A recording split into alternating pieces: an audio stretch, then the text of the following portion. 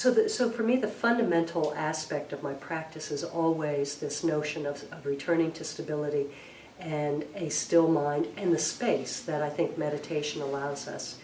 But there is also, however it has arisen for us, and I know that it has arisen for all of us because otherwise we wouldn't be here on such a beautiful day, there is this desire, not this desire, but this something that is already implicit in us that we know, either verbally or non-verbally, which is this wanting to embody the essence of the pure precepts to do no harm. So that becomes, the more we cultivate our familiarity with that, the more that becomes a motivating force for us, and the more it becomes a guiding force. And over time, it really then, we find how we live our life really shifts. And instead of being somebody who is acting out of sexual impulse, for instance, we find that what's become the center of our lives is really this desire to embody do no harm. And the whole paradigm of how we were and what we then become has changed in ways that we often cannot see as directly ourselves as other people can. And this is one of the values, I think, of Sangha, is that it really helps to practice with people that are clear mirrors for us who can reflect this back.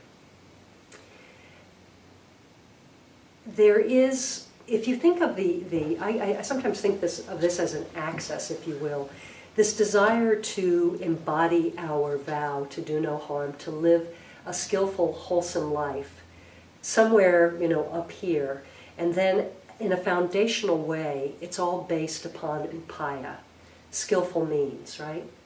And this is any number of things. This can be the 6 paramitas, this can be the Eightfold Noble Path, this can be the precepts.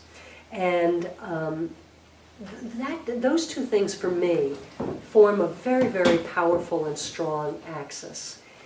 And when I feel that there's like a lot of reverberation going on in between the two, as opposed to a nice kind of solid, upright connect, then I know that something is going on. I know that something is amiss. And it's an opportunity for me to inquire into, well, is my aspiration toward my vow off? Or is something in terms of my behavior perhaps less than skillful, I had a case within the last couple of years where there was somebody in my Sangha and I just became infatuated with the way she was sitting. I just looked at her without knowing anything about her personally. I just looked at her posture, and there was something about her physical appearance that was attractive. And I just started having this whole idea start to, take shape. And this is the way, way it is, right? I mean, sometimes it can be the kind of the more hormonal boom, that Kitzel thing, or sometimes it can be an idea of, what's going on here? And it was so interesting because this proceeded for several months. And after this period of being in retreat with this person and sitting, and what was so interesting is that the person that I got to know was so radically different from my idea of who embodied that very upright, attractive, sexy zazen posture, that it was really very intriguing to me. And there's a great example of me having to look at myself in terms of the context of a day-long retreat, and what's my aspiration, what is my vow here, as my head is going. We're not safe anywhere. We are safe nowhere. That's all I can say.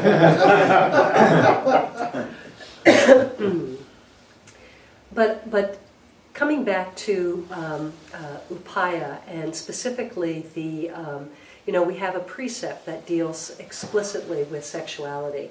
And there are a number of different ways in which it's articulated, and I wanted to share a couple of these. Honor the body. This is the third precept, of course. Honor the body, do not misuse sexuality. This is from The Heart of Being by John Dido Laurie. who is a Soto Zen, was a Soto Zen practitioner. Yeah, he died last fall. Oh gosh, I wish I could read my writing.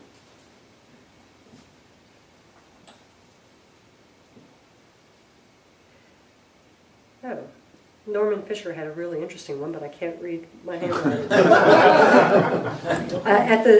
In the Soto Zen tradition at City Center, we say a disciple of the Buddha does not misuse sexuality, but rather cultivates and encourages open and honest relationships. And then I guess it's Norman Fisher says something to the effect of not to misuse sexuality, but to be caring and faithful in intimate relationships. And then Thich Nhat Hanh has a fairly extensive one that I wanted to read, which is, aware of the suffering caused by sexual misconduct, I vow to cultivate responsibility and learn ways to protect the safety and integrity of individuals, couples, family, and society. I am determined not to engage in sexual relations without love and long-term commitment. To preserve the happiness of myself and others, I am determined to respect my commitments and the commitments of others. I will do everything in my power to protect children from sexual abuse and to protect couples and families from being broken by sexual misconduct. I think that last one is particularly broad, or rather particularly specific, and I'm not comfortable with all of it. I think that one of the things about Buddhism is that it really does help us to try and shake loose of our dualities and our dualistic thinking. For me, the whole expression of sexuality is so much more a continuum. It really is not right or wrong, yes or no. And in each opportunity, I have a chance to connect with something that is authentic, that is genuine. And never does that have to be separate from something that is skillful or that is wholesome. How much time do I have, by the way? You're fine, about 10 minutes. 10 minutes, okay.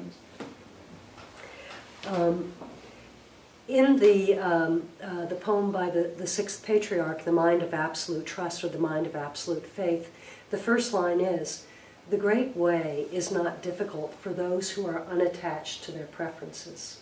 So I think particularly in this area of exploring our sexuality, it is not a question of there being a right or a wrong, but there is, if we are informed by our vow to do no harm, it becomes less, it becomes more a question of watching what it is that we are attached to, watching what our preferences are in terms of our experience, as opposed to a right or a wrong, or the actual experience that's going on. I want to read a couple of poems or lines that struck me as particularly pertinent. This is from Havajra Tantra, and I might be mispronouncing that, but it's from a tantric sutra. One must rise by that by which one falls. By whatever thing the world is bound, by that the bond is unfastened. Beings are bound by passion and are released by utilizing passion. For me, this really speaks to something that I've experienced in Zen, which is that I find the whole process rather homeopathic in a certain way. In order to understand my suffering and to minimize my suffering, in a certain way I have to have the courage to touch my suffering and to take a couple of doses of that suffering. And so in the area of sexuality, there's a lot that goes on for me in terms of my attraction, my ideas, my experience. I have to be willing to go into those areas and to really experience them.